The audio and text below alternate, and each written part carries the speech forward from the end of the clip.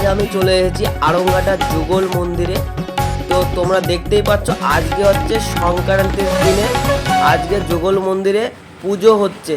তো যুগল মন্দিরে ঢুকতেই আমার বন্ধু হিমদা, তো হিমদা সাথে দেখা হয়ে গেল। হিমদা, এই মন্দিরে যুগল কিশোর মন্দিরে আজ তো সংক্রান্তি, তো আপনি কিসের জন্য এসেছেন? আমি ঘুরতে এসেছি। আজকে প্রচুর মানুষের ঢল, সবাই আসছে দূর দূরান্ত থেকে এবং পুজো দিচ্ছে।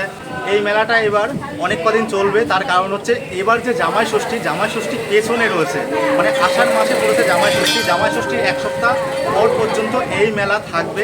সকলকে বলবো আপনারা আসুন এবং দর্শন করুন, আশা করি আপনাদের ভালো লাগবে। বিশাল বড় একটা মেলা, আর এখানে এখন চলছে বাউল গান। সন্ধ্যাবেলায় আসলে আপনারা দেখতে পারবেন বাউল অনুষ্ঠান, প্রচুর শিল্পী। অনেকেই বলে এই মেলাটা নাকি জামাই ষষ্ঠীর মেলা। এই জামাই ষষ্ঠীর মেলা মোটেও নয়, এটা হচ্ছে যুগল কিশোর মেলা। 300 বছরের পুরনো আমাদের আড়ংঘাটের ঐতিহ্য, আমাদের আড়ংঘাটার গর্ব যুগল কিশোর মেলা। অবশ্যই যে সমস্ত মানুষ ভিডিওটা দেখছো, একবার আসো যুগলের মেলাতে, আশা করি তোমাদের ভালো লাগবে। কিভাবে আসবে তোমাদেরকে বলে, শিয়ালদা ডিভিশনের গেদে লোকাল ধরে চলে আসো আড়ংঘাটা স্টেশনে। আর আড়ংঘাটাতে এসে যে কাউকে আপনারা যদি জিজ্ঞাসা করেন, অবশ্যই আপনাদেরকে পথ দেখিয়ে দেওয়ার জন্য অনেক মানুষ এগিয়ে আসবে। অনেকে দূর দূরান্ত থেকে এই যুগল মন্দিরে পুজো দিতে আসে।